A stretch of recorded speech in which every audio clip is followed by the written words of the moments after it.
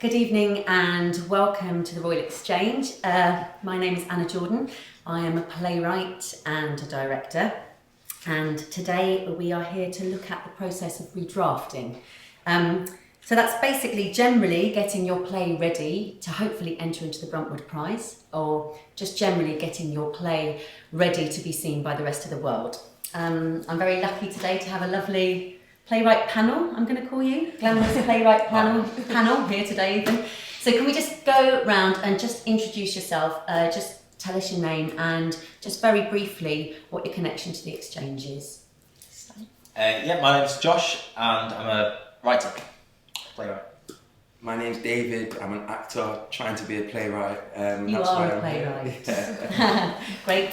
I'm Eve, I'm a writer and an actor. Lovely. I'm Miriam and I'm a writer. Fantastic. And just a little bit more about me. So I was lucky enough to win the Bruntwood Prize 2013 with my play Yen, which was on earlier this year at the studio, directed by Ned Bennett. And I think that's why the Exchange have asked me to come in and talk about this redrafting. And when they first asked me to come in and lead a workshop, I thought I was going to get one of the big kind of throw loads of words at the page and really spontaneous and exciting. But then they asked me to do redrafting, and at first I thought, because it's kind of a little bit more technical, it feels like to me, and a bit more kind of can be slightly drier. But actually it was a really useful exercise for me to look at. So a long time ago when I started writing, I used to visit a website a lot called BBC Writers' Room, which I'm sure that you'll be familiar with. It's a really wonderful resource for writers. And there was a little pen running along the side of the page, and along it was a quote by Paul Abbott that said, "Writing is rewriting." And for years, I completely ignored it. I was just in too much of a hurry, I think, to get my work finished and out there. I did a lot of self-producing on the Fringe when I first started writing. And I was often working to stupidly tight deadlines. So lots of redrafting wasn't an option, basically. I was too impatient. And it took me quite a long time to work out that actually, of course, he was absolutely right, because the redrafting process on a play can turn a good play into an absolutely incredible one. So let's just have a little, I'm going to go a bit Carol Vorderman now. I want to just have a little brainstorm about what are we doing when we're redrafting a play? What do we want to look at? So redraft. What do we want to do when we're redrafting a play? Kind of want to get rid of the excess. Yeah, get rid of the excess. Brilliant. And when you say excess, what do you mean? Well, sort of the bits that aren't like necessary to the play, as in you know when you're writing it, you're kind of throwing everything at the page, you're throwing everything, every possible thing this character might possibly say, and then when it's like you're sieving it out, you're just getting rid of anything that doesn't move the story on. Brilliant. Okay, so anything, you probably can't even see this, anyone who's watching it. Anything not needed. Brilliant. Consistency.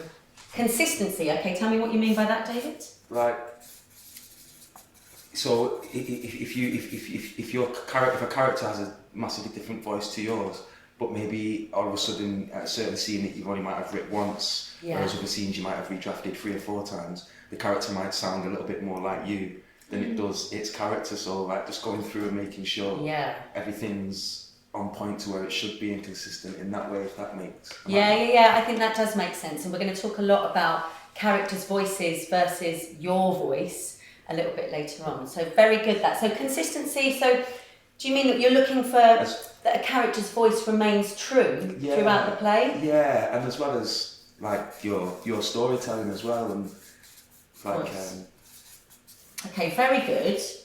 Just one sort of remains true, and just a little caveat that with this consistency, let's still allow ourselves to be surprising and to surprise ourselves. Josh, any thoughts? Yes, I suppose if it's second draft, you're often just making sense of the world that you've just created, and whether that's restructuring it, sort of like bringing out the story or bringing out characters, because perhaps in that first draft you've just you've just put the world down on paper, so you've got you sort of know where you're going with it and what it is, but until I suppose you actually do maybe more technical things of this is the moment that I need to be leading up to. Yeah, lovely. So it's like taking a step back and looking at it more as a whole, would you say? Yeah. Yeah. Shape, maybe. It's shape. Shape, sorry, yeah. Yeah, perfect. I like that. So this is all stuff we're going to look at today, which is very exciting. And shape. Let's just think a little bit more in detail. Let's think about these readers that receive their hundreds of scripts. What else are you going to be looking at in your redrafting, in your fine redrafting? A message. You want a clear message. clarity. Okay. Clarity of story, I think, is very important. I think perhaps just making sure that each line has a certain action, or the actors are always trying to affect the actual in the room itself, as opposed to just giving you. Can I say characters doing things? Doing things, yes, that's brilliant. We'll come to talk about plays messages a little bit later. So if it comes up and you hear me mention it, remind me that we said we were going to talk about it. And I'm just thinking now about what about making it look pretty? So what about formatting, spelling, grammar, all that sort of thing, very important. So I'm just going to say pretty. Okay, fantastic. So we're going to cover lots of this stuff in the workshop. My idea really today is that we're going to try a few different exercises, and I hope that you guys and anyone who's watching at home are going to have 3 or 4 really tangible, useful exercises that they can go away and work on, and it can help them with the redrafting process. So just before we get going proper, the only things you're going to need at home is a pen and paper. Ideally, it would be great if you have access to the 3 handouts, which are the 2 versions of Scene 5 of Yen and Arthur Miller, All My Sons. And also, it would be great if you have in mind, with you as well would be fantastic, but great if you have in mind a play that you've written, or that you've nearly finished, or close to finishing, that you would like to redraft. So that might be something you're working on for the Bruntwood now, or it might be something that you wrote ages ago and you just want to go back and have a little revisit. So that would be absolutely perfect. Right, okay. Let's throw you in the deep end here. I'm going to give you 20 seconds, just 20 seconds. And I would like you to come up with 3 words that you would love to hear somebody else use to describe your play. That's 3 words that you would love to hear somebody else use to describe your play. And go.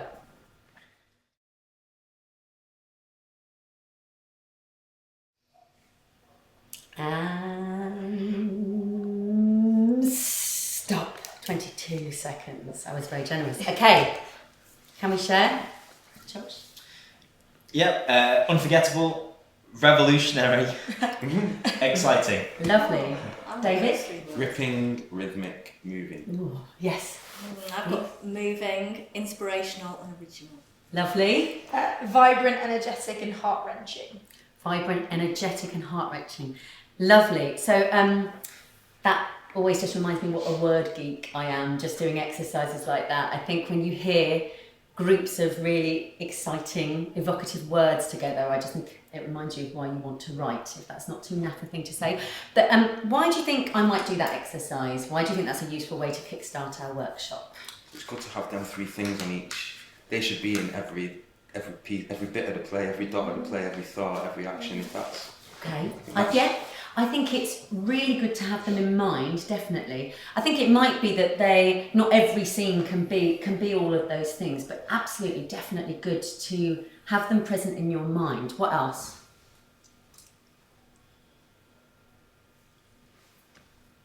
Josh? I could say something, but it might be waffle. Waffle. I don't know if this is similar to what you were saying.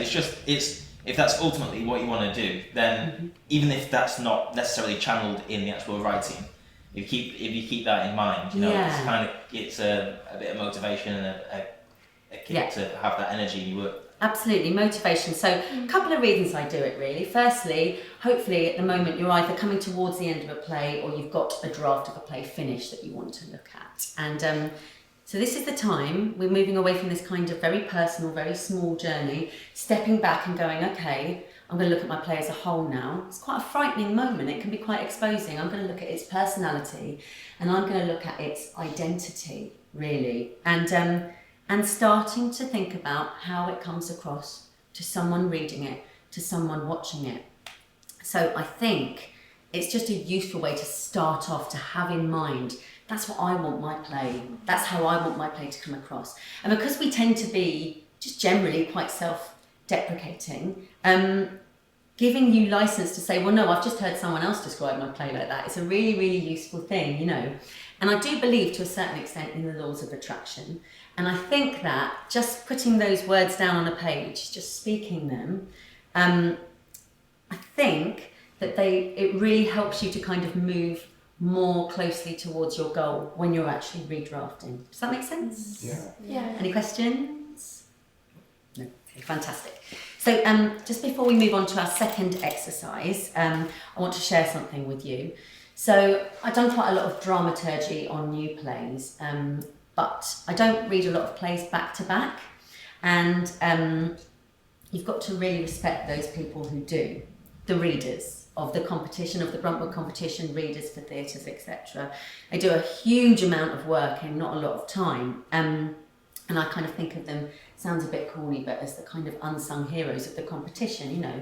Like Dave, you read for Bruntwood, don't you? Does anyone else read for any theatres or any experience of that? I've read this year for 24/7 Festival, which is a fringe festival in I've Manchester. read for them before. Were they shorties, little short plays? Were they? Well, at first it was. Oh yeah, sorry, they're now long. But I just read the first 10 pages. Okay, great. So without them, your play isn't going anywhere. So I thought, well, it's really interesting to tap into what they have to say. So I put together a little survey, and I was really lucky that lots of readers responded, and so I kind of collected the information that they gave me, and I thought I'd share it with you because they're the useful people to ask about these things, really. And I asked them two very simple questions, which was, what makes their heart sing when reading a play for the first time, and what makes their heart sink? So we've got sing and sink, and we're just going to share some of these during the session. Okay, so can we start with number 1 on the sing page, please, David? From the very first page, you see that the writer has embraced the theatrical. Lovely. And let's have a heart-sinking fact over here, please, number 1. Plays that are written as if imagined for TV and film. I see more and more which resemble screenplays rather than theatre scripts. Okay, great. So those two are connected, I think, those two kind of thoughts, opinions. So let's have a little chat about that, because one of the things I'm doing in this workshop, apparently, is challenging you to interrogate what makes something theatrical, which I think is sounds equally quite exciting and frightening at the same time. But I think it's really interesting to look at what makes something theatrical, because when I looked up the definition, all it is relating to theatre, which isn't particularly useful for us, really. And there's all sorts of vaguely negative connotations about exaggerated, unnatural behaviour or wildly dramatic, etc. So why don't we have a little talk about what we think theatrical. What makes something theatrical? For me, it's a contract that we're all going to have to work a little bit hard with our imaginations here. We're all going to have to buy into it a little bit more. Okay. Especially coming from like an actor's point of view. I really like the way you describe it, a contract. Yeah, because it's between you and the audience, and Yeah. they have to pay into it as well. For example, you're doing the round here, and the audience can see each other before they see any actors come onto stage. Whilst the actors are on stage, they can see more of themselves than they can see of any actors. So they've got to buy into focusing on what's going on in the energy, and that's up to us to partake in that agreement and to tell the story and to believe in the world so that they can believe in it. I like the way you describe that, because I find myself quite often going to the theatre and kind of going, entertain me. Do you know what I mean? And I think to go in with that energy of, so what's next? Like I'm buying into this, and you, do you know what I mean? I think that's a really good point. So a contract, I like that. What else? What makes something theatrical? There can be an element of spectacle. I mean, it's not for all plays, but you know, like if you see somebody on stage doing something you can't do, and that sort of is that's got its own sort of magic, hasn't it? And that's where the sort of circusy element comes in, which isn't, you know, it doesn't have to be completely circusy, but if you see somebody break into beatbox or do like a cartwheel or something like that, then that immediately, you know, makes you sit up and take notice. Absolutely, yeah, I agree with that. Josh, what were you going to say? I've got mine's gone blank. I suppose to do with one thing was to do, I suppose, with liveness, and because it isn't you know, a film or TV script, you can do things with the audience, whether it's acknowledged them or not, that you couldn't do otherwise.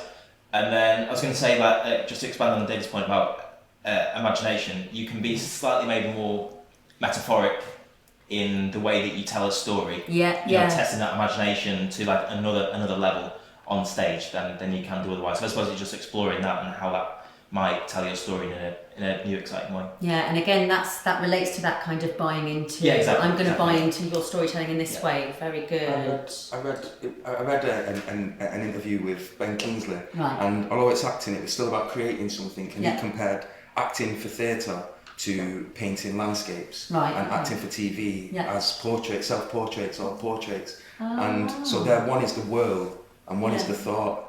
Oh, and beautiful. And I think like when I'm thinking about writing for theatre, then I think about take the whole the world. Broadness. And whereas when you go into TV, you zoom into one thought, that whether that's the thought of the sun, it can still be imaginative and creative. I like that. We see the whole picture. Yeah, with theatre. Yeah. So do we agree?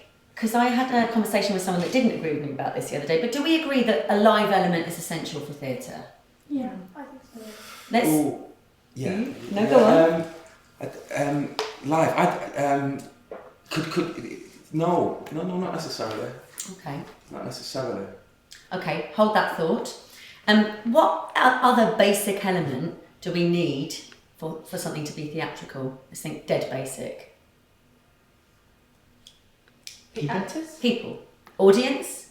Yeah. Yeah, brilliant. Okay. So I think, are we all in agreement that for something to be theatrical, it needs to be live, apart from possibly David at the moment? Yeah. And that we need an audience of sorts. Yeah. Although I've been involved with a few productions where we come dangerously close to not having an audience at all.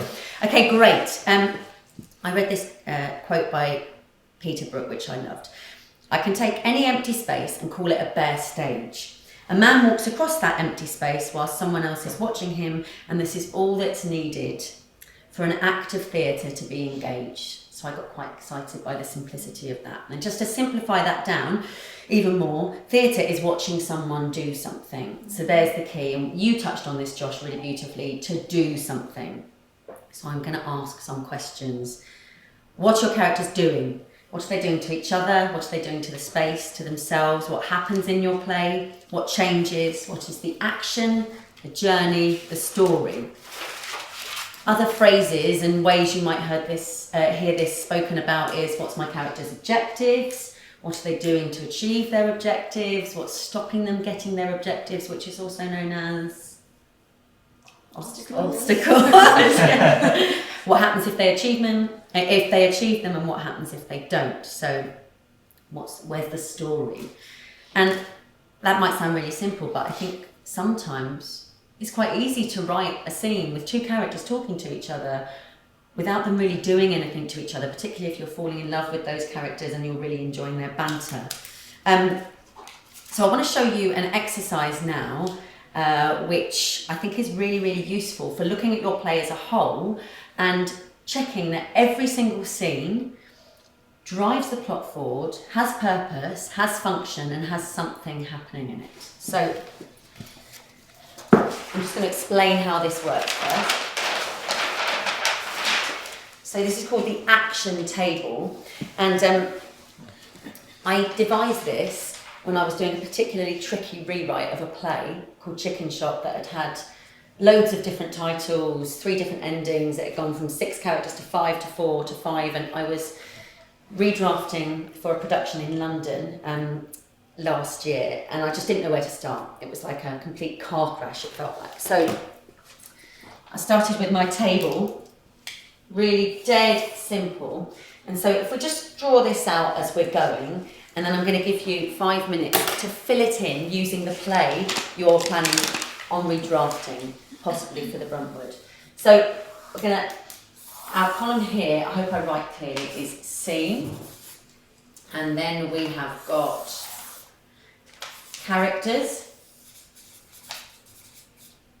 I haven't left myself enough space already. Location. Slightly meatier column here, and I'm calling this what happens, what changes.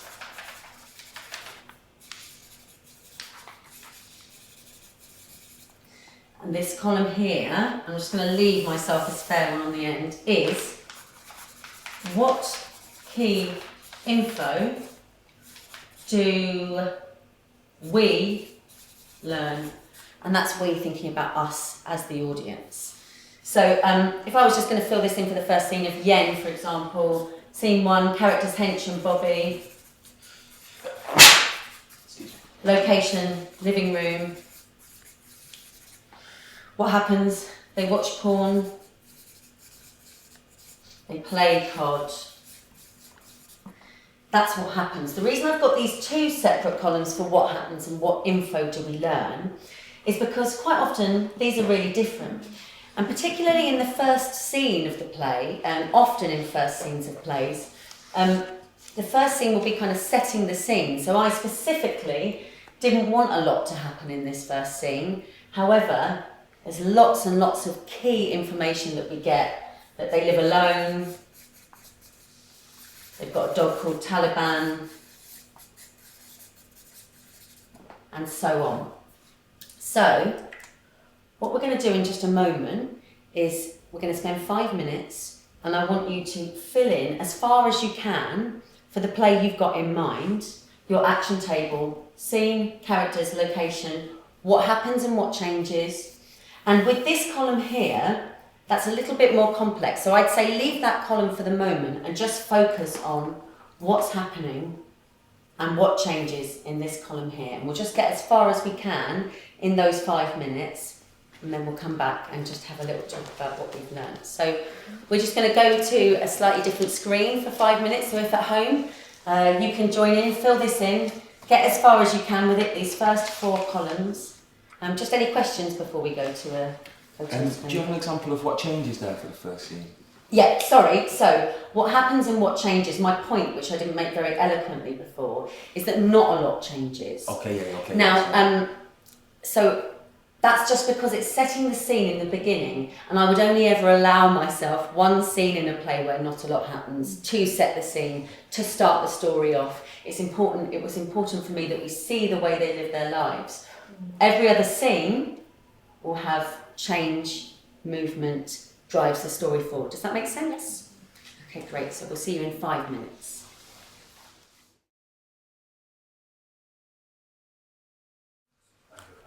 Okay, welcome back everyone. So I hope you had a chance to kind of fill some of that table out. Should we have just a little chat? Obviously you didn't get all the way through your plays, but what was that like? Well, you've done loads, wow.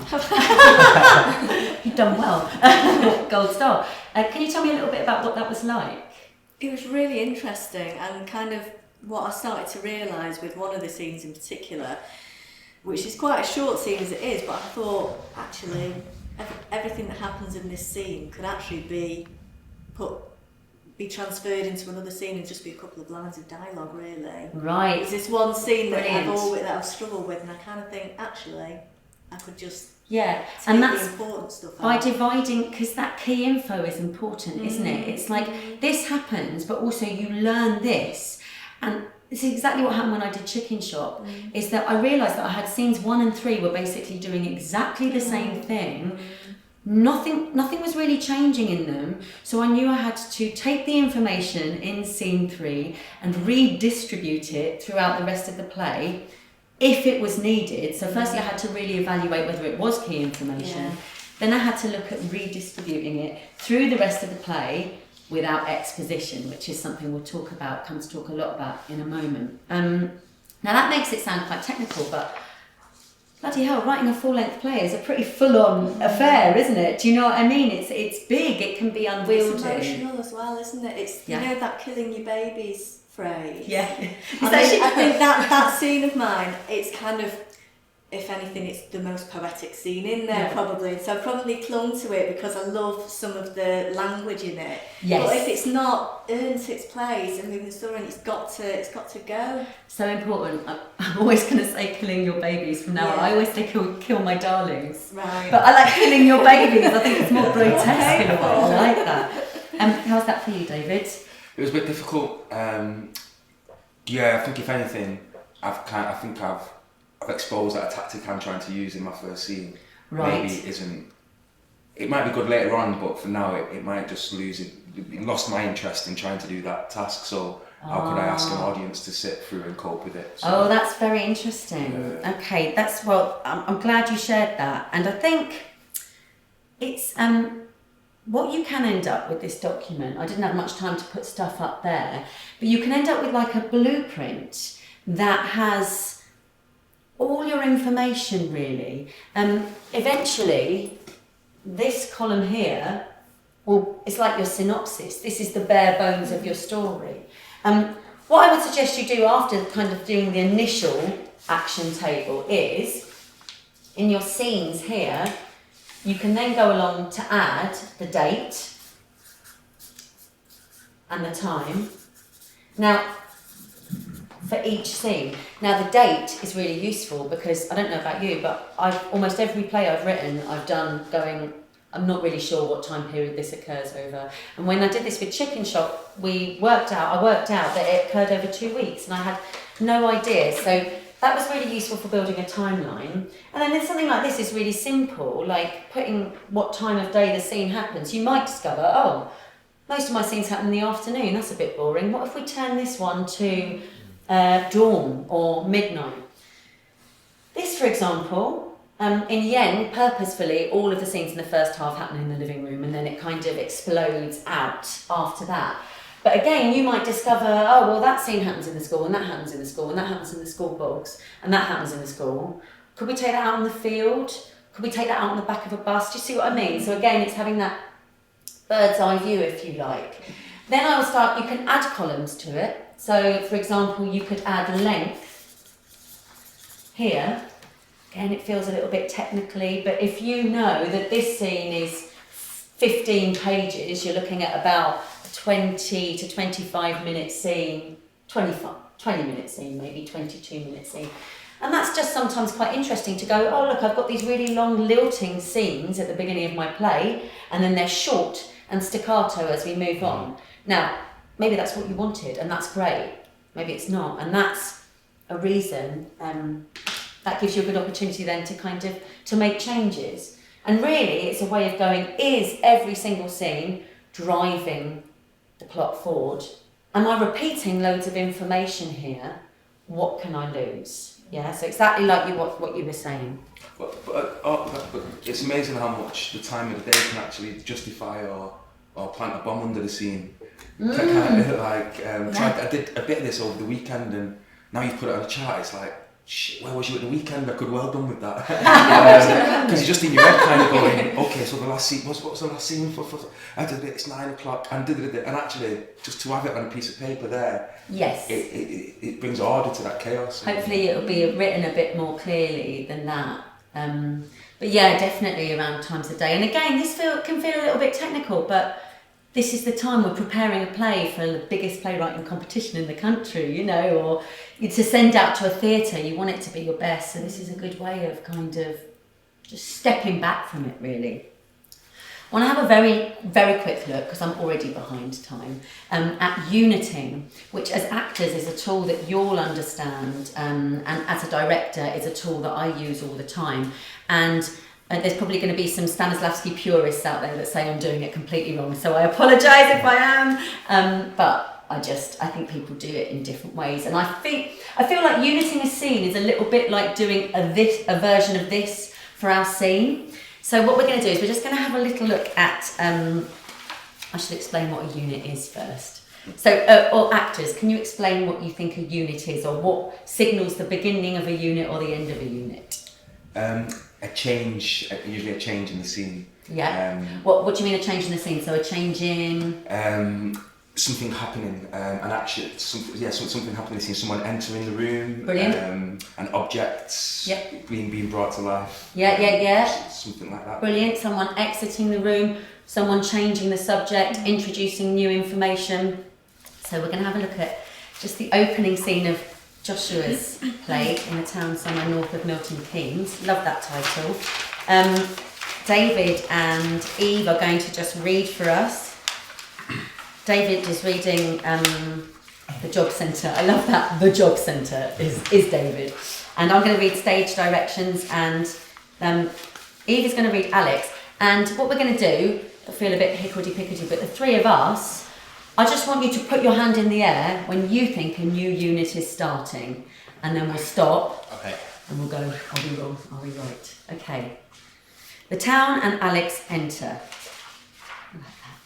A busy job centre, morning.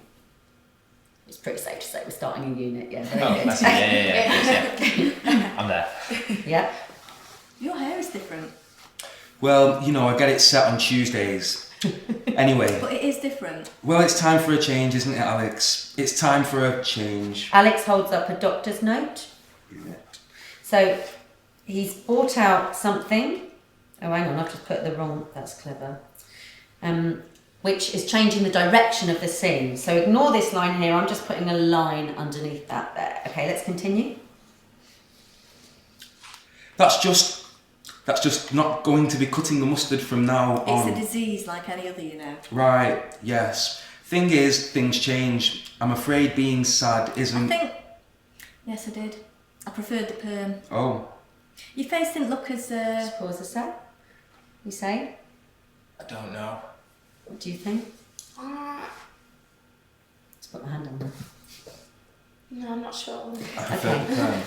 Yeah, I think, even though they're harping back, now this is the director in me coming out, I think I don't mind little units, I like little units, I like little exchanges, so I'm going to, because I'm in charge, I'm going to say, I think, yes I did, I preferred the perm, is the beginning of a new unit. Yeah? Let's carry on. I think, yes I did. I preferred the perm. Oh. Your face didn't look as broad when you had a perm. My husband prefers it now. Well, he's not known you as long as I have, has he? But my husband's the one who has to sleep with me. Now? There you go. Go on. Now. Yeah.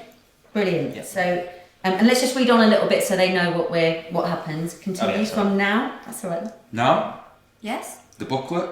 The booklet. Can I look at it?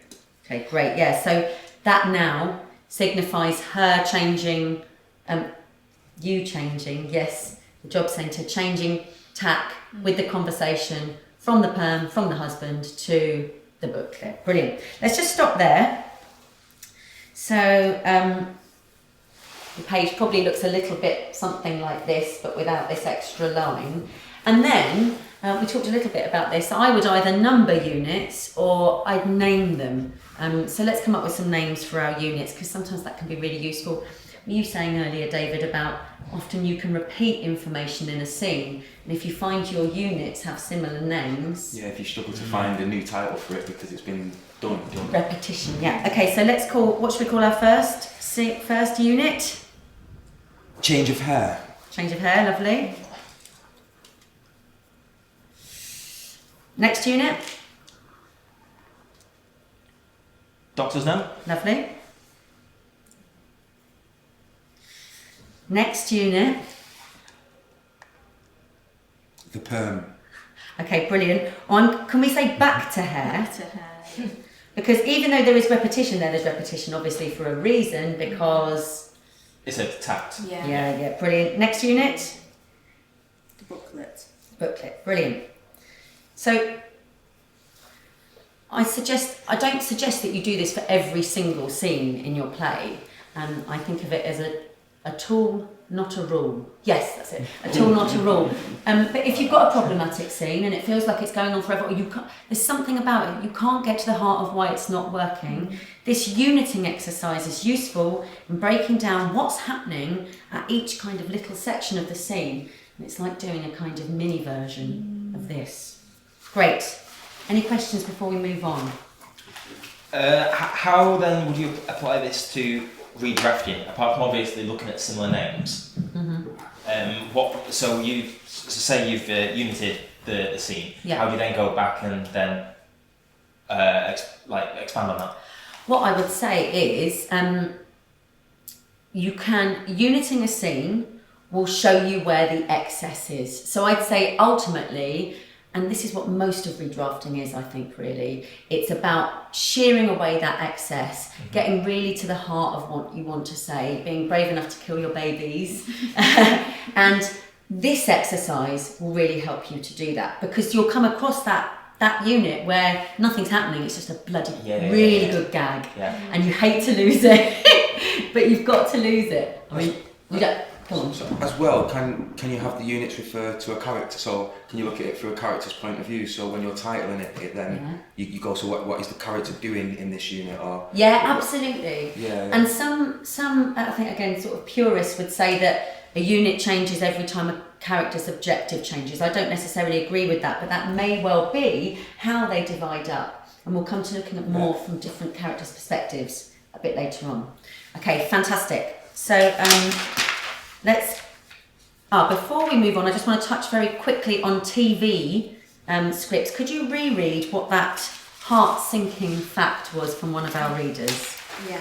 So the first one was, plays that are written as if imagined for TV or film. I see more and more which resemble screenplays rather than theatre scripts. Right, okay, great. So this came up quite a lot. And I'm probably really teaching my grandmother to suck eggs, but I just want to go over just in case, and I don't know if anyone at home can see that.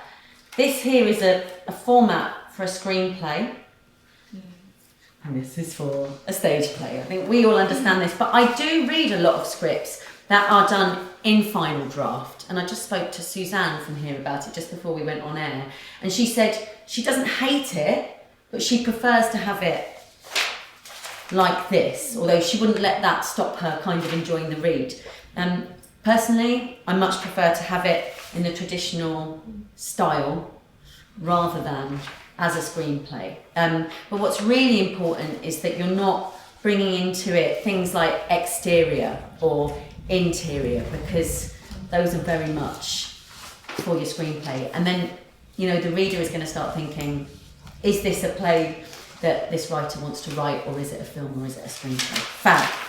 Okay, let's move on to our next survey answer. So, can we have number 2 of what made one of our readers' hearts sing when reading a play for the first time? An ear for dialogue that captures all the nuances of how people really talk to each other. Okay, brilliant. So just to talk about that just very briefly for a moment. It's characters' language. I think there's 2 things that really kind of stand out to me about the way characters use language. It's, if you're writing about someone that's different than you, that comes from a different place or is a different age, or, maybe your play's set in the past, whatever, and they talk in a different way, have you done your research? And, really, when I say have you done your research, all I'm talking about is just listening to people speak. And because of the age we're living in now with the internet, we're lucky to be able to listen to people talking in so many different ways, which is a real gift, I think. And I think often what happens when people are trying to write in another vernacular, sometimes they feel that by throwing in lingo and words from that vernacular, from that dialect, from that group, that's enough somehow. But what I would say is 90% of speech, of dialect, of vernacular is about rhythm. And I think that's the most exciting thing to explore when it comes to characters' voices. So for Yen, for example, the boy's talking very short staccato ways, very, very short bits of text. And I did that on purpose because I felt that if they speak for too long, they start to express themselves, they start to open themselves up, they become vulnerable, and that's a no-no for them. So yeah, I think rhythm is really, really the key. And then sort of coming off the back of that, do your characters speak differently than each other, you know? I've seen plays before that are very exciting and really stir me because the playwright's voice is so strong, but the playwright's voice is so strong that every time one of the characters open their mouths, I hear the playwright. So even though their message, when I say message, I mean the thing that they want to talk about, the thing that they express, they're clearly really passionate about it. I want to hear those characters speaking in their own distinctive voices. And certainly at the redrafting stage, it's not too late to go back and address that. And just a third point, I think we try to tidy up how people speak too much for the stage sometimes. Sometimes I think we speak like idiots a lot of the time. The way that people use the English language is extraordinary, and I think we should celebrate that a little bit more and reflect it in our writing. Brilliant. Let's just move on to what makes your heart sink. Number 2, when reading a play for the first time.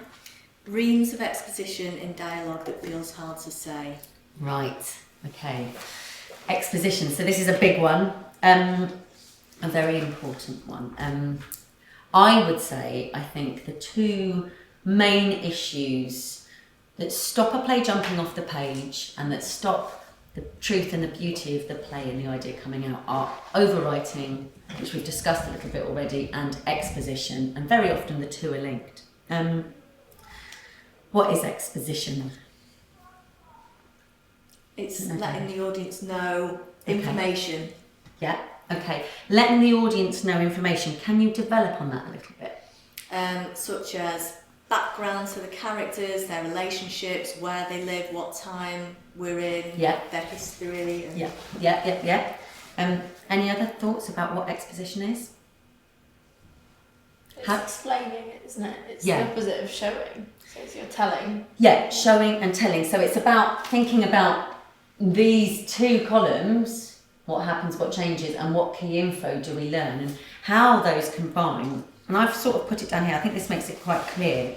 It's characters revealing backstory and facts about themselves in a manner that does not appear natural. So it's like if we're having a conversation and I say, "Oh, hello David, are you enjoying this playwriting workshop that's at the Royal Exchange in Manchester? You must be, because you've written quite a few plays now, haven't you?" Do you see what I mean? It doesn't sound like a real conversation.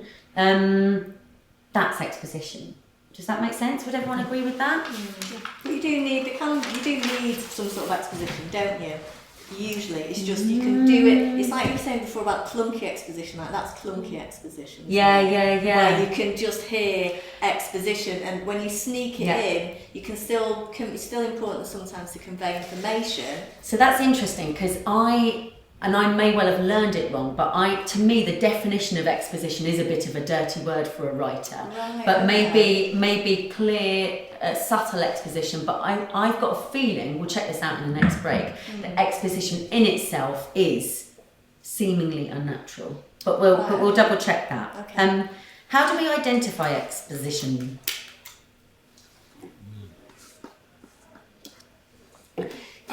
I think probably something like that, unit exercise, or if you want to action your text, and just making sure that everything is always active, or the characters are doing something to each other. So if it contains that information, that's fine, as long as that information is actually active. Yeah. Otherwise, caught and move. Yeah, brilliant. I think that. Come on, darling. That's how I'm a bit stuck. But should that information ever be said, or should it be shown? Is this the thing? That should be informed in the world? And if it's not already there, if that's not part of their objective, part of the drama, then we don't have to spell it out. It kind of seems like a bag we're carrying to. Yeah, absolutely. I think what we're going to come on to look at, hopefully the next 2 exercises, is going to make that really clear, I think. Because we do need some information, don't we? We do need the bones of our story. We've talked about how important clarity is. What we need is for those facts to come out through the mouths or the actions of our character, or through the set or the design of the play, and not through characters speaking facts and figures and background that doesn't feel natural coming out of their mouths. Does that make sense for the moment? Yeah. Okay, brilliant. So what we're going to do is we're going to have a look at 2 versions of a scene from Yen. So this is 2 versions of scene 5, and they're reasonably long scenes. The first one's about 5 minutes, the second one's about 6 minutes, which kind of leads you to think I didn't get rid of much exposition, but it's a slightly different scene. So the 2 versions of scene 5, and before we start, I'll just explain a little bit for anyone who hasn't, for people who haven't seen it, very quickly, where we're up to with the story. So we know our characters Bobby and Hench are brothers living home alone with their dog Taliban, who is they can't afford to feed, who's bitten someone on the estate, and he's up at the window in their bedroom where they've got him shut in. There's a girl who's been standing across the road for the last couple of weeks, staring up, they think staring up at them, actually staring up at the dog, looking at him, at how thin he looks, at how kind of awful he looks. In the scene, and she's just come to live in Feltham very recently, we'll discover why, and in the scene just before this, she has burst into their flat and confronted them in quite a hostile way, and there's been a bit of a showdown. So this is the scene that directly follows that, and this is the original version. This is version 1, which we're then gonna read the zhuzhed up version, the non-exposition version afterwards, hopefully. So could you read Bobby, please, sweetheart? Can you read Hench? And can you read Jen? And I'm going to read stage directions if I can find it. And could I'd just really like you to keep your, and don't feel shy, keep your ear out for those moments where it doesn't feel quite natural that a character would be speaking in that way. Okay. Old scene 5. Hench and Jen are sitting on the floor, shaping the box from a large flat screen TV into a dog bed for Taliban. Hench is tearing newspaper to line it.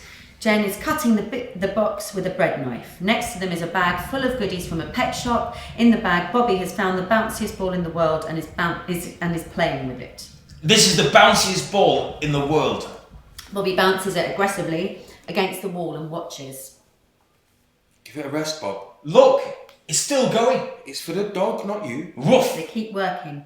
Bobby keeps playing, he loses interest and goes to sit with them. Where's he get this box from? Keith's home cinema system. Who's Keith? My uncle. Your mum's boyfriend, sort of uncle? No, my mum's brother, sort of uncle. You live with it? Yeah. Why? Is your mum sick too? Not exactly. Our mum's really sick. Hench glares over at Bobby but doesn't say anything. What's wrong with her? She's got type 1 diabetes. Is that why you have to take insulin? Yeah, but sometimes she forgets and the blood sugar goes really high and she has to go into hospital. Or she remembers but then she has a few drinks and the blood sugar goes really low. And then she goes nuts, starts laughing and thumping the walls and stuff. Really? Jennifer looks to Hench for assurance. He shrugs. Is that why she doesn't live here? Sort of. What about your mum? Well, I live with her too. What about your dad? Bobby, stop asking so many I questions. was only asking, Jesus! Bobby starts going through the bag. He takes a squeaky toy out and squeezes it. He picks up the dog chain that is in the bag, gets up and starts swinging it around his head. Man, you could fuck someone up with this, bro. Where did you get this? Used to be my dog's. You've got a dog? Got 3. 3 dogs in one of those Keating flats. Must be tight. No, I mean, I used to, at home. Where's home? Bething, Where's that? Wales. Is that why you speak funny? Bobby. Yeah, that's why I speak funny. How long have you lived there? Here, even? About 3 months. Do you like it? Not really. Nah, shit, isn't it, Feltham? Did you know Feltham has the highest rate of incest in the country? Really? That means sisters having sex with brothers. And dads. Yeah, we and know what cousins. it means, Bob. That's a funny fact to know. I watched a video of it. Bobby. It was fucking sick, and I don't mean good, bro. Why don't you go and start cleaning out the room? You don't mean... Just do Not it. the shit. Nike, just do it. Hench gives Bobby a stern look and holds out a black bin liner for him. Bobby sighs, swaps the ball for the bag and heads towards the door. He turns back. Okay, bro. He holds his nose. I'm going in. Sorry. It's okay. He's sweet. He's a psychopath. Does he always live here with you? What? He doesn't ever stay with his mum? He lives here. What school are you at? I'm not. I left. Did you do your GCSEs? Nah. Why? Boring, innit? You? I have to redo year 11 at Thames Park, go in September. Fuck that. Why? It's a shithole. That's where I went. Is it rough? Yeah, it's...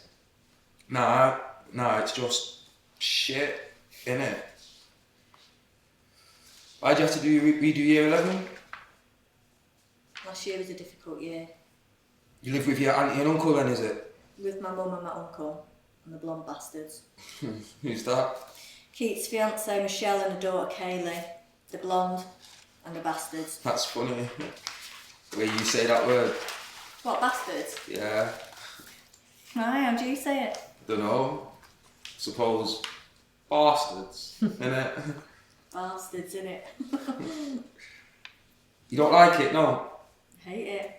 Everything revolves around the TV, who's watching what, who's Sky Plusing what. Smells like chip fat and perfume and everything's laminated. Hate it. Me and my mum share Danny's room, Michelle's oldest, she's moved out. It's all pink satin hearts and black lacy pillows. It's like sleeping in a brothel. I hate it. I sleep in a bed with my mum. Have you ever heard of a teenager sharing a bed with the mother? Nah, it's fucked up. Do you think I'm weird? No, just must be difficult, like. I like your jumper. Don't take the piss. I'm not. So, do you miss... A Bething. So much. You think you'll ever go back? I am. Next month. I'm going to ride the 7 board. Is that a pig? No, you knob, it's a wave. You surf it. A couple of times a year there's a really big one. I watched my dad do it a few years ago. I'm doing it for him. Is it? Yeah. He died. Hench despises himself for not knowing what to say. A couple of times he opens his mouth to speak, but nothing comes out. He continues tearing newspaper. Finally, Jennifer breaks the silence. We used to own a pub, Star and Garter. Is it? I had a tankard with my name on it for orange squash. Nice. There's nothing sadder than an empty pub. Mum didn't even fight for it. Guessed it must have been hard. She didn't even try. Sorry. It's okay. We were in a hostel for a couple of months in Merthyr Tydfil. What's that like? It's like the Felton of Wales. Fuck. Mum couldn't take it, she rang Keith, hello Felton. You know, at night I lie awake and watch her sleeping and I think, I wish it was you that had died. Never told anyone that before. Got no one to tell. She fights tears. She smiles warmly at him. Bed is finished. There. Fit for a king. Fit for Taliban. Yeah. Hench, you think I'm a freak? What do you mean? You think I'm a freak? Michelle and Kaylee do. How do you know? They told me they do. Oh, was it? Well, I don't think that. I think you're What? fine. Bobby runs in. Prof, I opened the window. Why? Because the place stank of shit. And? Taliban, he fucking legged it. Bobby, you dick! You do the front, I'll go the back. Go! Hench jumps up, runs towards the door, stops, looks at Jenny. You wanna come? Yeah, okay. Jenny smiles up at him. They run to the front door. Very well read, guys. That was great. So, just to sort of give a bit of context, this was by about week 2 of rehearsal. The play felt so lean. Every scene was doing what it should do. Got rid of all the exposition, and it felt like this scene had become a bit of a dumping ground, where these characters who seemed, particularly Bobby and Hench, to find it so difficult to express themselves, were talking like they were on speed dating or something. Do you know what I mean? And so Ned Bennett, who directed Yen and Suzanne Bell from here, kind of had a quiet word with me, and we talked about the kind of, you know, the amount of exposition that was in it, or how much information, and was it all needed? And I was really determined that some of it needed to stay, but actually some of it didn't need to stay. But I was also convinced that we had to find a more dramatic, more interesting way of telling it. So I came up in the morning on the second week of rehearsals. I think I got into rehearsals about 10. We impro'd for about 4 hours. I went back to the Premier Inn. I wrote it for about 3 hours and then took it back and we rehearsed it in the evening. So it was really, really quick fire. And a lot of what comes out of this next scene was kind of, a lot of it came from the actors as well. So as we're reading this, same thing again, about 6 minutes, try to be aware of how we're getting the information delivered in a new way to us. Does that make sense? Yeah. Just check there. Okay. Afternoon. Jenny stands in the middle of the living room with a large carrier bag. Hench stands at one end of the room, Bobby at the other. Have I made it absolutely clear that these are two versions of the same scene? Mm-hmm. Just before we start, I thought I'd better make, otherwise people will be lost. Both are apprehensive, suspicious. She pulls out a bouncy ball, shows it to them, then places it on the floor in front of her. Then a squeaky toy, a dog lead, and a tin of dog food. She lays it out. An offering of gifts for Taliban. Bobby picks up the squeaky toy, gives it a squeeze once, then once again. He laughs, then picks up the dog chain, swings it around his head with aggression, then picks up the ball and bounces it. This is the bounciest ball in the world. The room relaxes, Jenny smiles.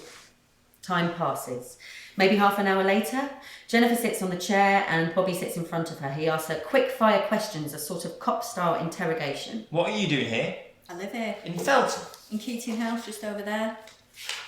Are you from the police? Or the RSPCA?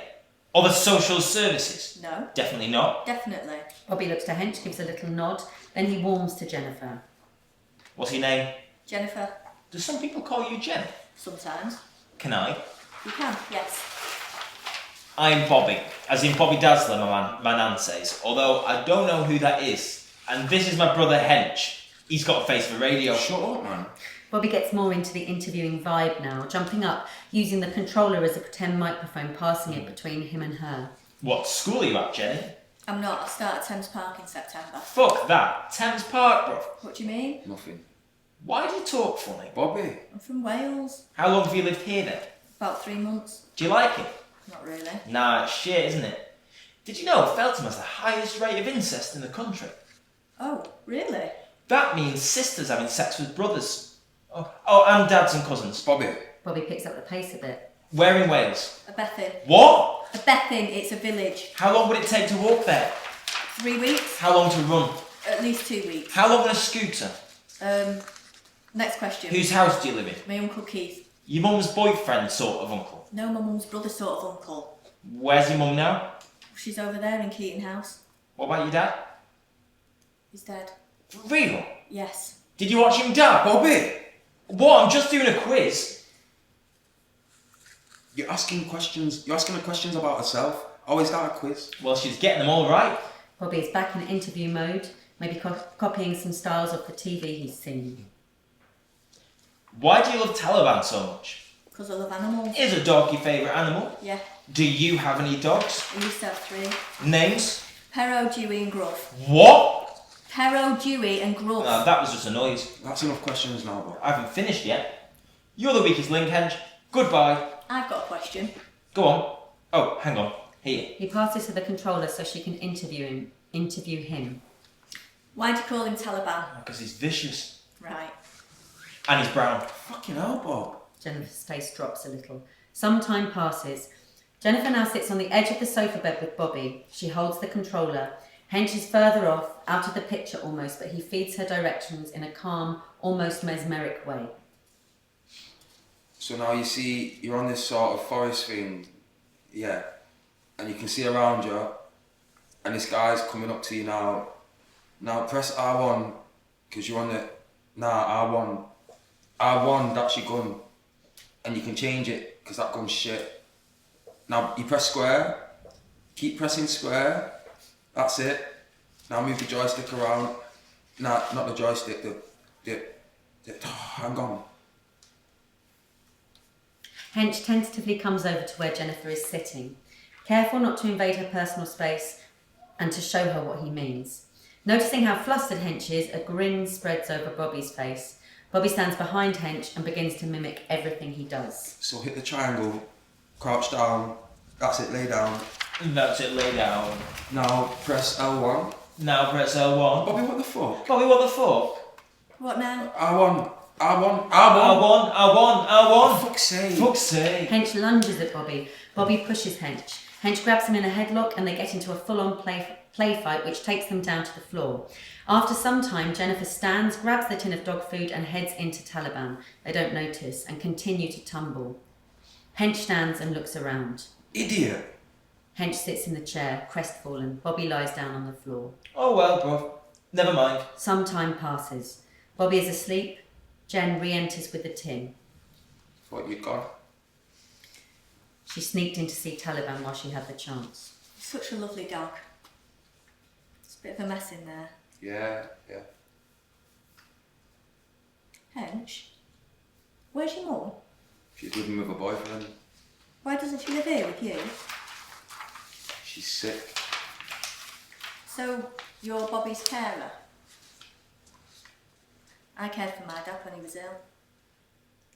Oh God, what's the time? Hench gets his phone out of his pocket. 6:30. Nearly. God, where's the day gone? You know. I think I need to go. I do need to go. Jennifer walks quickly to the window to see if she can see what's going on in her flat. I can see into my flat from your window. Is it? Come and look. Hench walks over. Oh yeah. Is that your mum? That's my Uncle Keith's fiancée Michelle and that's the daughter Kaylee. See? The one that looks a bit like a pig? Sorry. It's okay, I don't like them. I call them the blonde bastards. It's funny the way you say that word. What bastards? Yeah. Why, how do you say it? Suppose. Bastards, innit? Bastards, innit? Why don't you like them? They think I'm a freak. How do you know? They told me they do. Haters. What? Nothing. How come you're living with them then? After my dad died, my mum struggled. Is it? We lost our pub and we lost the pub we ran. Lost our home. Mum didn't even fight for it. Didn't even try. Sorry. It's okay. Then we were moved to a hostel for a couple of months in the Titville, Is that like? like the Felton of Wales. Fuck. Mum couldn't take it. She rang Keith. Hello, Felton. Hench gazes over to the flat. They're putting your dinner out. Look. Yeah. Looks like a really nice flat. Are you serious? Yeah, what? It's horrible. Everything's laminated, wiped clean, no soul. Stinks of chip fat and perfume, and everything revolves around the TV. Who's watching what? Who's Sky Plusing what? See? What? Bloody Kardashians. Kaylee wants to be her. Your jokes. What do you mean I'm a joke? No, I mean your jokes. You're funny. Which one's your bedroom? Why? I was just wondering, just asking like. It's at the back. Me and my mum shared Danny's room, Michelle's oldest. She's moved out. It's all pink satin hearts and black lacy pillows. It's like sleeping in a brothel. I sleep in a bed with my mum. Have you ever heard of a teenager sharing a bed with the mother? Nah, it's fucked up. Do you think I'm weird? No, just must be difficult. That. There's my mum. Hench looks at her. You know, at night, I lay awake and watch her sleeping. And I think, I wish it was you that had died. Never told anyone that before. Got no one to tell. Gotta go. Okay. Thanks for today. How do you mean? Say bye to Bobby Okay, and Taliban. I will. We could walk in tomorrow. I can't let him out. He might bite someone. He wouldn't. He's a big softie. Well, maybe one day in the future then. Maybe. See you, Hench. See ya. Hench sits in the chair looking after her, the smallest of smiles breaking on his lips. Well done, guys. That was brilliantly read. Fantastic. So, what were the main differences between the two scenes, do you think? It's maybe just a generalisation, and obviously I'm not an actor, but to read the second one is much more fun, I think. Okay. And probably because, I mean, like there's the moment where I'm mimicking you, and that's really fun to just copy him and have that kind of moment with someone, as opposed to like describing maybe some of the events that have happened to you. But, And it moves at a pace, doesn't it? yes, much better. Whereas the first scene is quite clunky, I think. It's dense in information. It's two people sitting going, Where are you notice from? that you're hearing information a little bit. Yeah. Whereas in the second one, you get to the end and when you weigh it up, you think, I've actually got a lot of the same information, but I didn't notice that I was getting information because it felt like a natural conversation. Yeah. Good. You see, like in the first one, it seemed like I had a car, but I put rockets all over it. Each rocket was a piece of information. Yeah. Like one at the front pointing that way, one at the back pointing that way. So when they all went off, the car actually went nowhere and just exploded. Yeah. But like with the second one, I felt like I was driving forward and I had a press a rocket boost and it went a bit of a boo, and then I pressed another one, got boo, and each time a bit of information came. Lovely. It boosted me forward rather than spinning me round in circles, if you know what I mean. That's a great image. Really good. I'm quite glad you all said that because it proves it's a good exercise, a decent exercise to do. What did you think? Well, I think it's interesting because even in the first version as well, I think although obviously Bobby asking her all these questions in Prisoner is exposition. Mm-hmm. I mean, I think you really brought it out in the second version. There's this kind of lovely, endearing, playful quality to it, where he's actually playing as a game, and it does show quite a lot about his character because it shows how curious he is and how excited he is by this new person. So it doesn't feel like it's exposition that the writer is writing. It feels like he really wants to get as much out of it, and he's playing a game with her. Good. That's really good. And partly, I think what it felt like is Jen just turned up and just opened up about herself, whereas Bobby wants to play this game. So through the use of a game that's specific to the character, we were able to bring a lot of information out. What else? Think about the scene when Jen and Hench are alone. How was that different in terms of information coming out? Well, they're reacting quite a lot to what they see, aren't they? So they're reacting to the flat and looking, which is completely different to. They're reacting to seeing them watching telly. They're reacting to seeing the mother, and so they have something to bounce off, which it feels like is happening in the scene as opposed to them just recalling information. Subtext seems to have been felt a little bit more as well. There's like a sexual tension, and obviously him wanting to kind of be respectful. I thought that makes actually the information a lot more interesting when it comes out, because there's always that element to it. Yeah, good. I loved him teaching her how to play the game. So that's felt a new like addition. they were really inviting her into their world, and she was open to that, and and letting him teach her, and that would be a nice sort of little power dynamic that he could, But rather than trying to find, like you say, a moment where someone can uncharacteristically. So I live over the road in that building. And actually, it's nothing but the info's coming out through that interrogation. Where do you live? Them flats. I'm 12 years old and 21 days. It's the exact information without any fluff around it. And good, that's good, and that became known as the quiz. And I think it works really nicely. And then it's active because they can see. So they see the blonde bastards, and they see the dinner and the Kardashians, and they're reacting. Good. Also, it's got this little time passes, which was my. I felt like it was like a theatrical version of a movie montage, which is something I'd always wanted to do, which gives a bit more a sense of time passing, and which doesn't really come off the page that well. Time passing, more about that.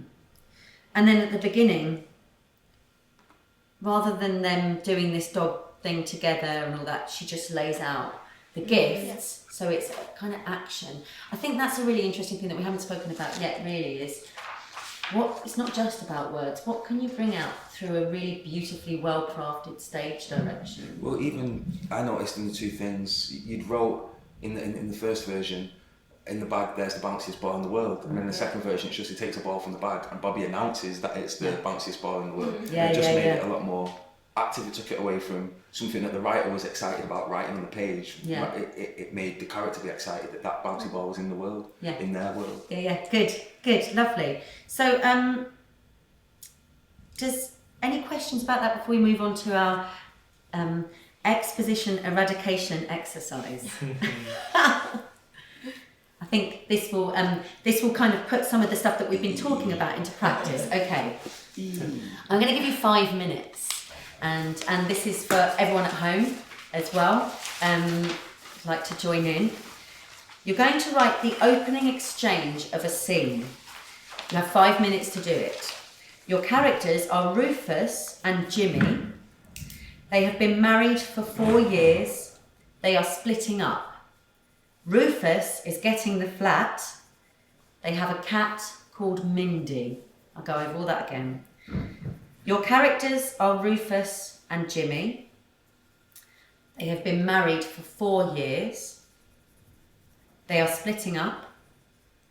Rufus is getting the flat. They have a cat called Mindy. So I would like you to write the opening as far as you get into this scene and try to bring those facts out without using exposition.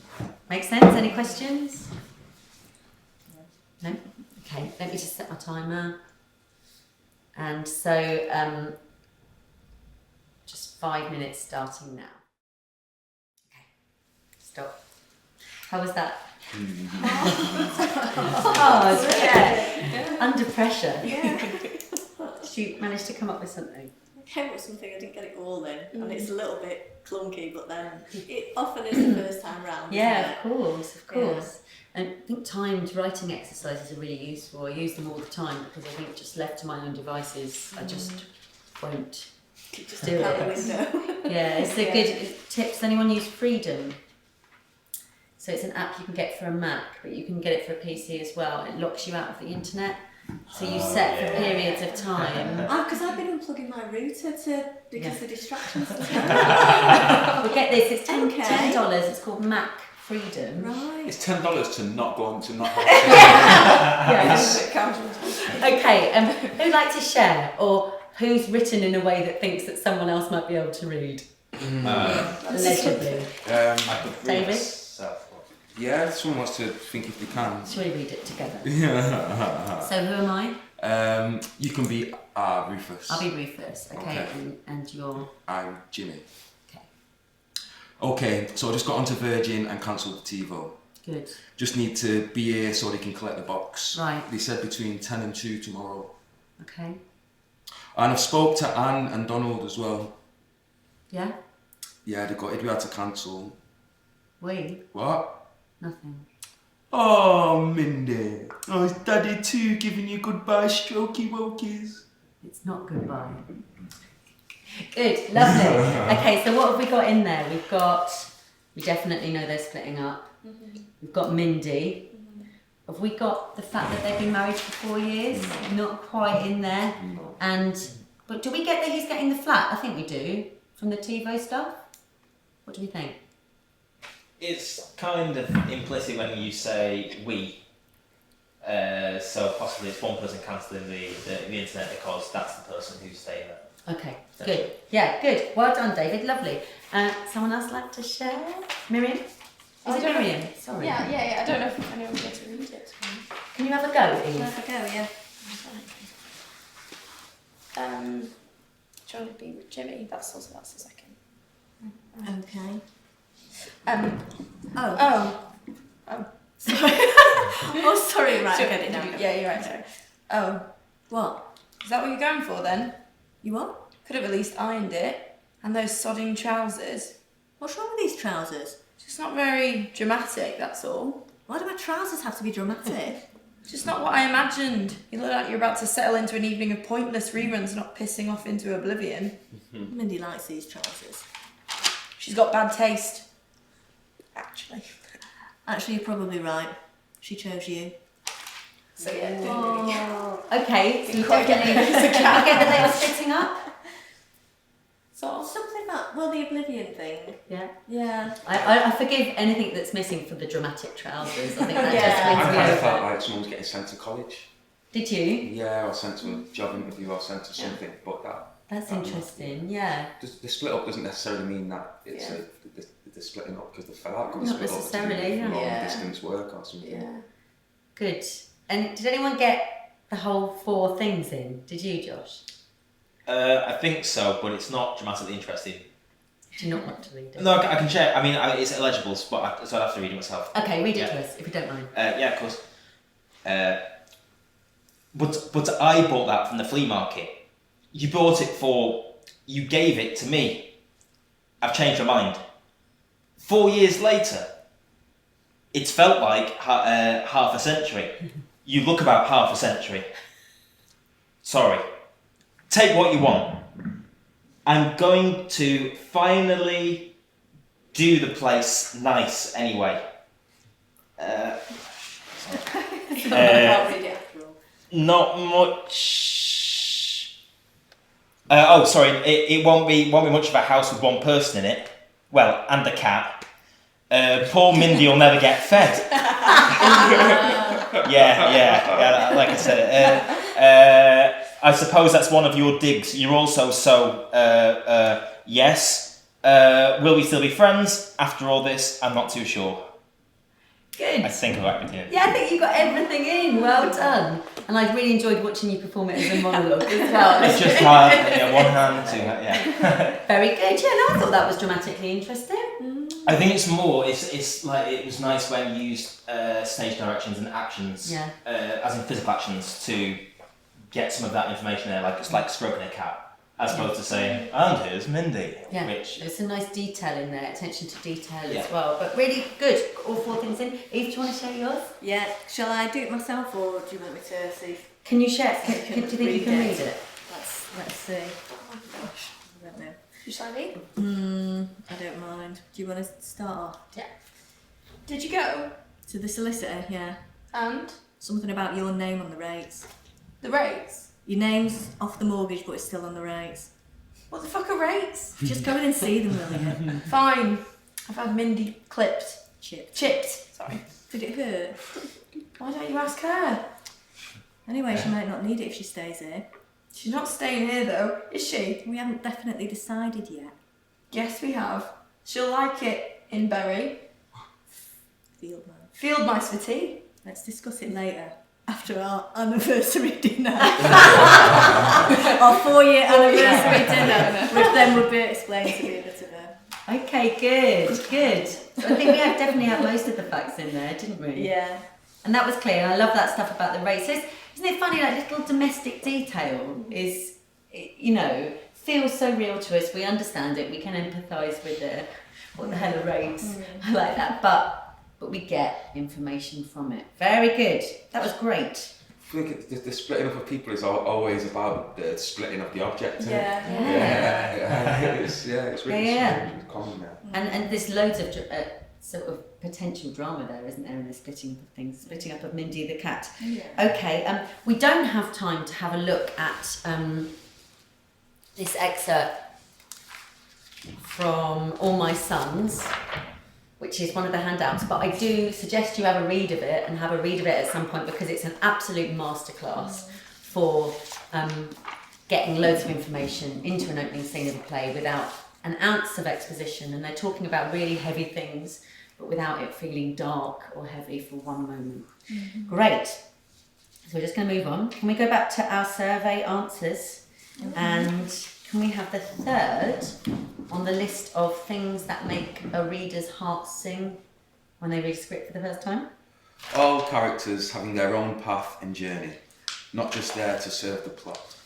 Lovely. And let's have the sync. Trying to direct the play, dictating how characters will look, overly detailed stage directions. Okay, good. So let's just sort of touch on that for a moment. I feel quite strongly about this. And I was very guilty of it early in my career as well. Stage direction should be crafted like text. Like, you should put as much care and love and attention into it, I think. I think I often didn't do that. When I look back at some of the stage directions, not only are they unnecessary, but they're really badly written. And, it's just a part of your play, particularly if your play is going to be read and not performed. I get into conversation, read rather than performed before it's performed. I get into all sorts of conversations with actors and other directors, and I think quite frighteningly, some directors or teachers tell actors or young students that stage directions don't really matter. And I think as playwrights, doesn't that all kind of fill us with dread and horror? But I do think the more careful you are about crafting them, and the more they're needed rather than just put in for effect and kind of added, I think you're more likely to get them done. Do you know what I mean? So it's a bit like when you write a synopsis, you can be as economic as you can and really kind of hone and craft it. I think it's fine to be detailed, particularly at the top of a play, but do away with what you can't do with, what you can do without.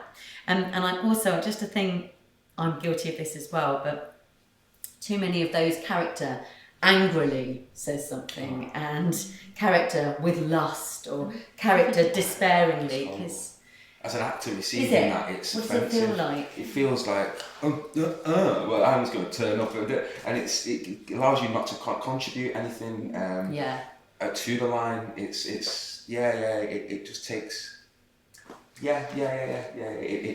me, it creates a distance between the writer and performer. Yeah, because it feels a little bit like the writer trying to direct through the text, would you say, sometimes? I've got to stop doing that. I only do it a little bit. So yeah, it's just leaving room for the director and actor's interpretation, remembering that this is a collaborative process. Okay, just talking about characters, just read that one again for me. The characters one was lovely. All characters have their own path and journey, not just there to serve the plot. Okay, great. So I think another thing that makes my heart sink when I read a new play is when a character doesn't feel fully developed. Their journey through the play isn't clear. They're not used well, they're not used enough. And you get the sense that that character's just there because something needs to happen. They need to bring this letter, or they need to do this in order for our main protagonist or protagonists to get this. And that kind of grates on me, because firstly, I think, for me, I want to make sure every character in my play is really fully used and kind of integrated. And also, I think it's not fun for an actor, is it, when you're working through a play and suddenly your journey stops. You're solely a device. It doesn't allow you to do anything. You are just there for a certain moment, and the information gets lost and it feels hollow. And that's exposed in the play as well, and in the text you can see it. Yeah, completely. And I think that, a big spectacle show is sometimes different. It's where you have the spear carriers and all that. There are kind of tiny parts, but I mean, certainly for the sort of plays I want to write, I don't want to write any kind of really small parts. I want each part to be really important. So we're going to do a little exercise on this. But just to say that this was a really useful thing for me when I was writing Yen, because I got a little bit stuck and I was sort of hitting a brick wall in some of the plot twists and turns, and I realised that I'd been writing completely seeing through one character's eyes. I just really sat on that character's shoulders throughout the whole play, and I was very into the other characters and they all had their own lives and their own stories, but I hadn't looked at the play through their eyes, and when I did that, it was really interesting and it really freed things up for me. So what we're going to do is we're going to take 5 minutes, and we're just going to go to a little mini break in 5 minutes. But in that 5 minutes, I want you to think about the play that you're thinking about redrafting, and I want you to write a synopsis, getting as far as you can with it, of that play, but with a different character than your main character, or one of the lesser characters, or one of the characters that you don't feel you've fully explored, telling it from their point of view. Does that make sense? So my characters were Hench and Bobby and Jen and Maggie. I knew I'd always seen it through Hench's eyes, so suddenly I thought about the whole play through Jenny's eyes and through what she saw and what her journey was. So we can just take 5 minutes to do that now, and then we'll come back. So just talking about what they see, what they've experienced, not stuff that happens when they're on stage. Yeah.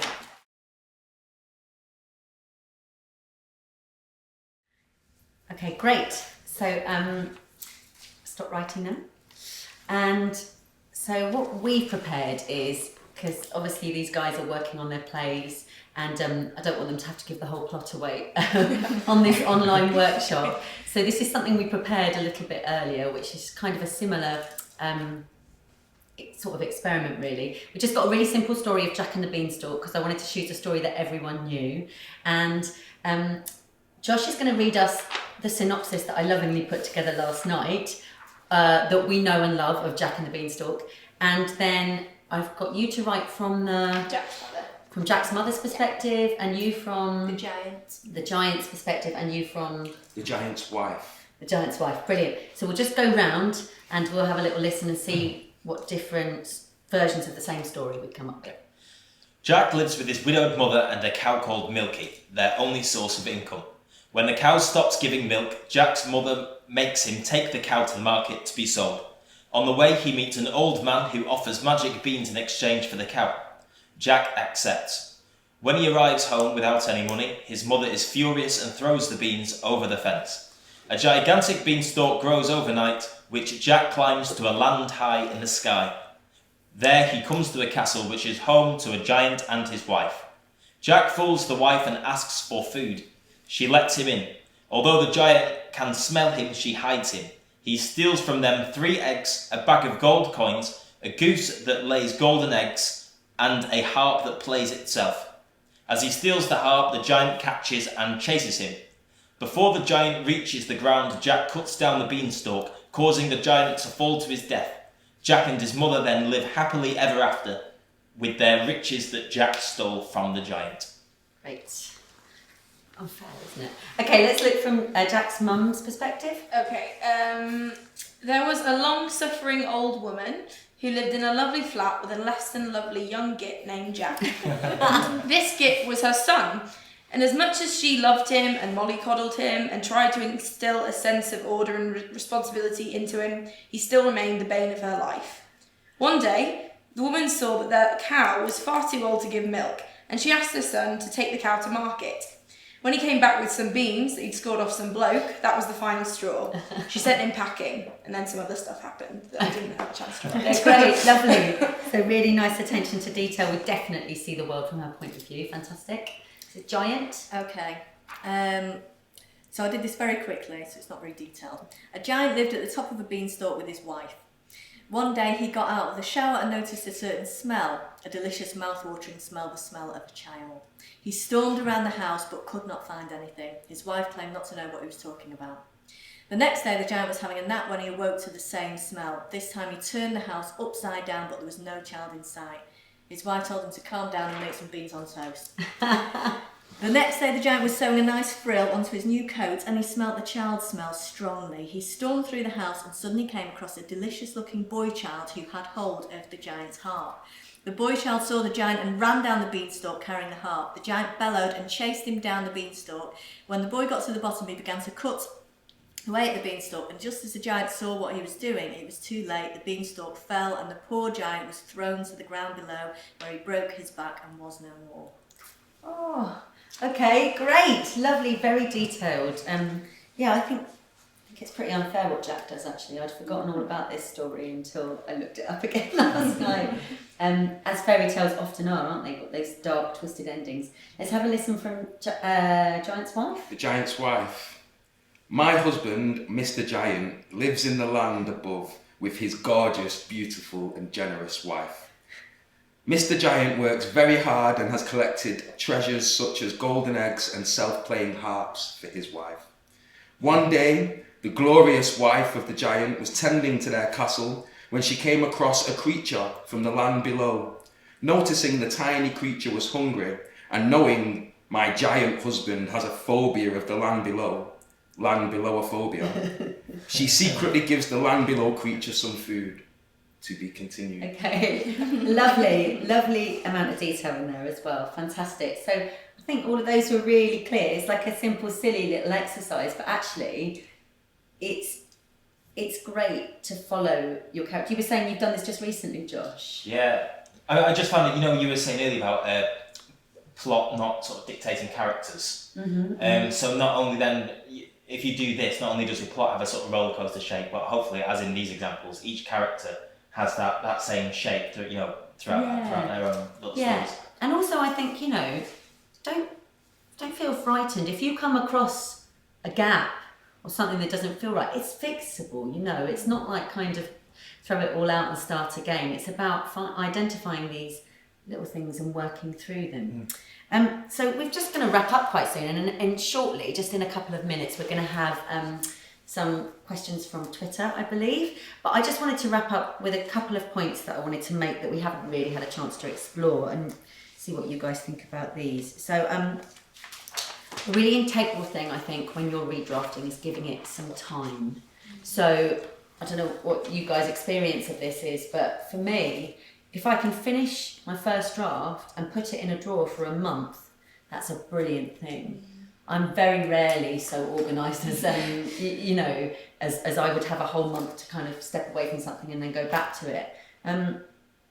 But any amount of time away from something you're working on, then going back to it, whatever you can manage is really, really useful. And if that's putting it in a drawer, or just, you know, you don't open it on your computer, you try and forget about it. The subconscious brain continues to work on it, and I truly believe that. So it's getting as much time away from it as you can before you come back to look at it. Would you agree with that, guys? Yeah, definitely. I think when you've written it and you've been working on it, you kind of feel like, well, there's nothing more that I can do. There's nothing, and then you come back to it a bit later and you think, oh, yeah. You know, that bit needs to be changing, and why is that bit even in there? And, Yeah. you know, you do fresh. Your eyes are fresher and you see it from a new perspective. Makes such a difference. And getting help, I just wanted to talk about a little bit. I think it's quite a sensitive area, actually. I think it's good to get someone to read your work, one or two people. I think what's really important is that they're people that you trust. Yeah. And it might be, if you've got a couple of people reading, one might be involved in the industry, one might not. It's whoever you trust. What I think's a good piece of advice, though, is to come up with a list of structured questions that you're going to ask the person that's read your play. Because I think it's quite exposing to give someone your play and then go, what did you think? Do you know what I mean? Because it's a subjective thing and they may not have liked your play, or, you know, you're really opening yourself up there, and I think it can be difficult and sensitive. So what I suggest is kind of come up with a list of questions like, how did you feel about scene 3? Do you think we need it, or do you think, you know, or was this character really fulfilling their journey, or what about the end? Did you put these questions to them before they start reading, or maybe? No, definitely not. And I think that's really important, because for a long time I got into this habit of going, I'm gonna sending something to someone and going, oh, this is the draft.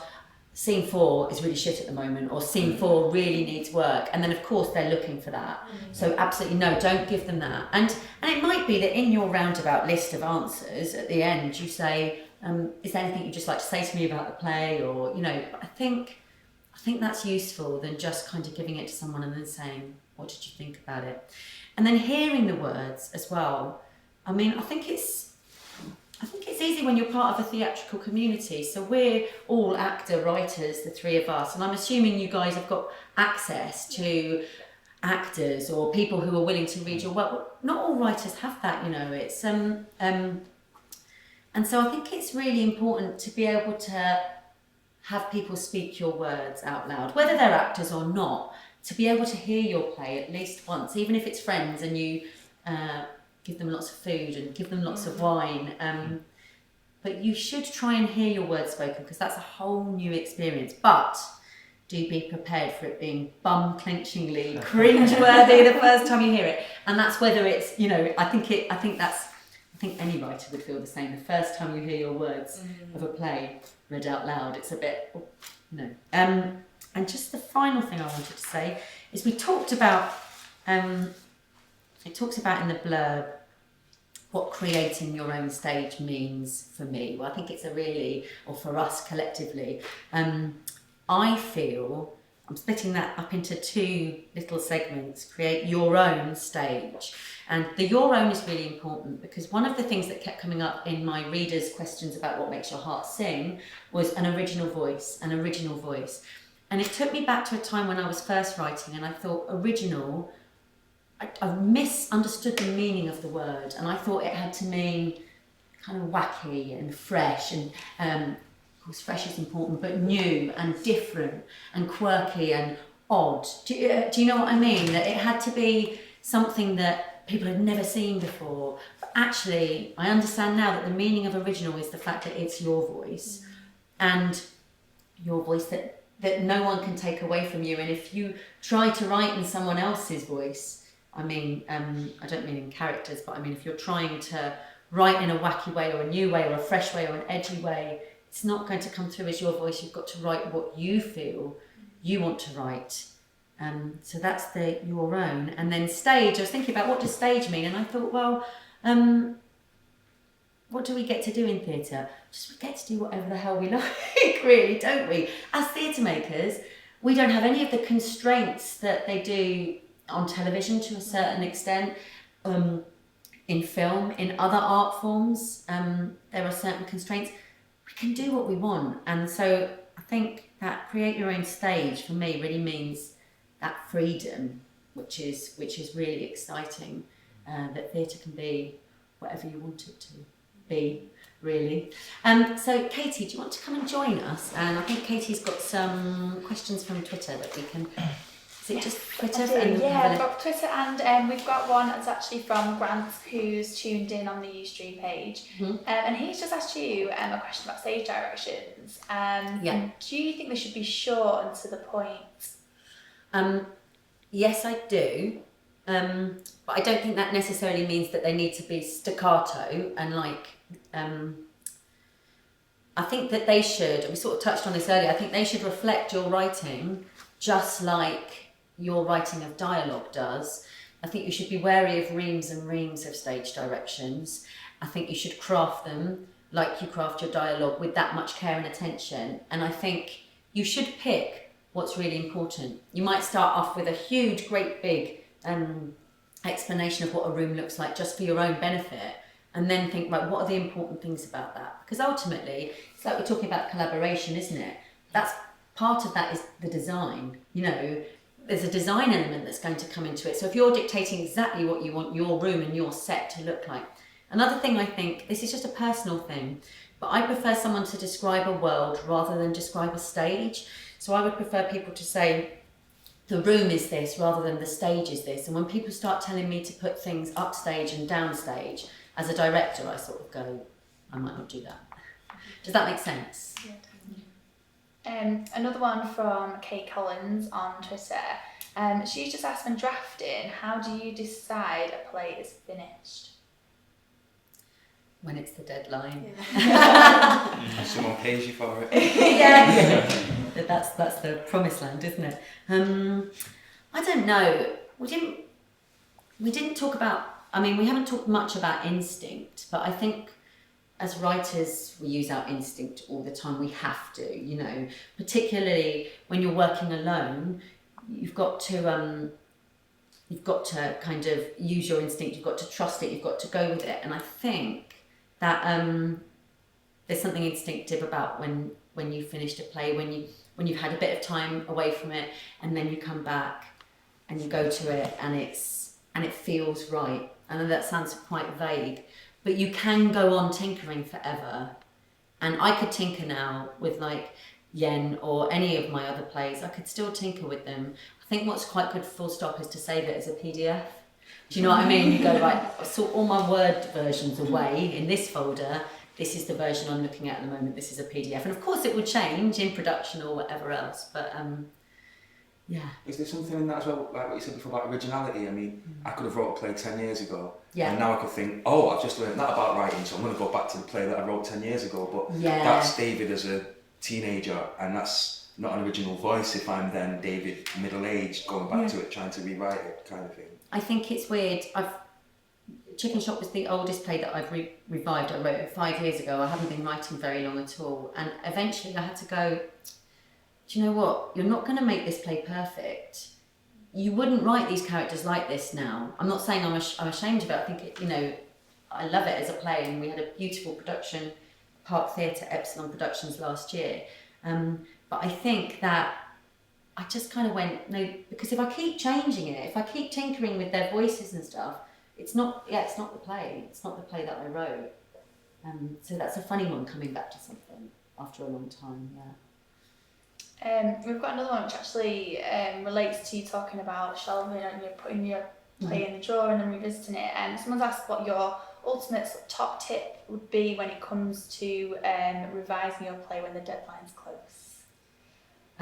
If I had one, Yeah. would it be? How long have we got? Oh, we've got a little while. My top tip be? I think it would be. I think I kind of avoided this for a reason, but I'm glad I'm going to say it now. You need to look at how long your play is. I think is quite a big thing. I've spoken to writers before who've given me a play that's 150 pages. Now you have to be aware of. You're generally looking at about a minute and a half text per page, but if you've got monologues, lots of monologues, you're looking at more. Now, what that means is if your play is upwards of 100 pages, you're looking at a 2-actor play, that's fine, but upwards of 100 pages means you're looking at over 2 hours worth of material. And there's nothing wrong with that, but I think it's worth looking at the length of your play, because who doesn't go to the theatre? Who's disappointed when they say, oh, it's an hour and a half straight through, no interval? No one's ever disappointed at that, are they? We pay so much to go to the theatre and then we want it to be as short as possible. What I mean is I'm not suggesting that your play should be 1 act, but the longer, if you've got a very long, unwieldy play, I think you need to really look at where you can lose excess text. And also I think the exposition thing is quite a big thing, and I think we've explored in quite a lot of detail ways to identify that as well. And then one last one from me. What advice can you give when you can't see the wood for the trees, so you can't tell if it's good anymore and you feel too close to it? Oh, yeah, okay. I think wood for the trees. I think firstly do put it away for a little while. Because I think that if you do put it away for a little while, I think you're likely to have kind of fresh thoughts and feelings about it when it comes out, when you get it out. I then think if you're really stuck, you do need to hear it, and you do need to maybe get a bit of feedback and maybe a bit of kind of, a bit of conversation and a bit of feedback from people that you trust.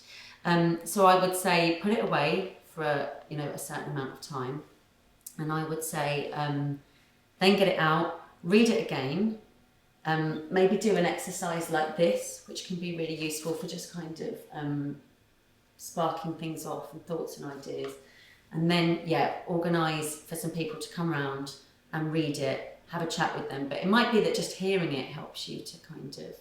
And also go back to why you wrote the play in the first place, There's all sorts of different kind of bits of exercises I'll do. So, for example, I know now, after a long time, it's taken me a long time to learn that if I want to get myself out of a fix, or if I don't know where I'm going or what I'm doing with the play, that it comes down to character, because character is my favourite thing and it's what comes first. So I go and look at all of the characters I've got, and I'll go and develop their backstories further. So I'll write in a stream of consciousness from their point of view, I'll develop their biogs, and I don't do that for every single play, but sometimes I do it. And particularly when I've written for TV, I've done it a lot. I've reams and reams of backstory and family information and childhood information.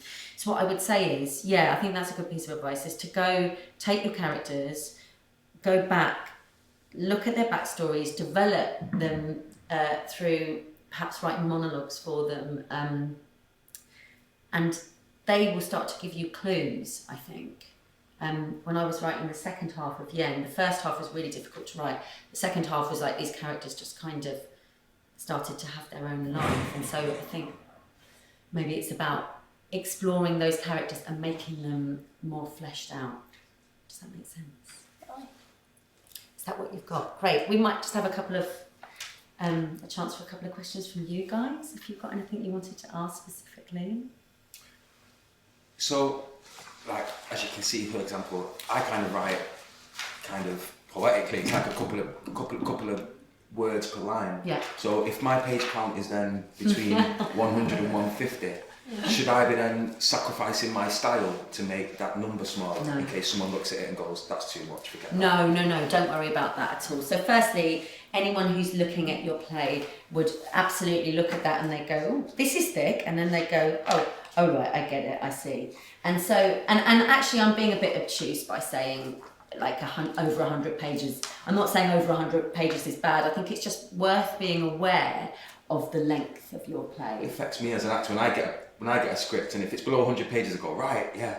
I read it in one sitting. If it's above, it's like, oh, this is going to take me all day. And it just changes your approach to the... Yeah, but I don't think you need to worry, because I think people understand. And I think for you, it's probably about hearing it again and doing a little bit of maths, really. Reading it out loud to yourself and going, oh, well, that page took that, and most of the dialogue is reasonably similar to that, so I can kind of guesstimate. Yeah. Does that make sense? Yeah. Yes. It's quite a hard question, but I'm always intrigued. That's okay. What's your favourite play? Oh God, she asks me with 2 minutes to go. The Crucible, because I directed it last year at Italia Conti with a bunch of second years and just had the most incredible experience on it. And when I was faced with it, I knew I had to do an American classic, and I knew that it was a great play, but the text itself, at first glance, is kind of heavy, and there's a lot of fact, but it's the fact that something absolutely incredible happens throughout the entire thing, and the way it develops and grows and changes. And when you look at every single character from the beginning of the play to the end, they've gone on an absolutely enormous journey. So I think we're going to wrap it up now, are we? So I just want to say really massive thanks to our glamorous playwrights panel for coming to help. I hope it's been some use. And deadline is the 5th of June. So please, good luck. Get redrafting and get your play into Bruntwood, and I hope it goes really well for you. Thank you.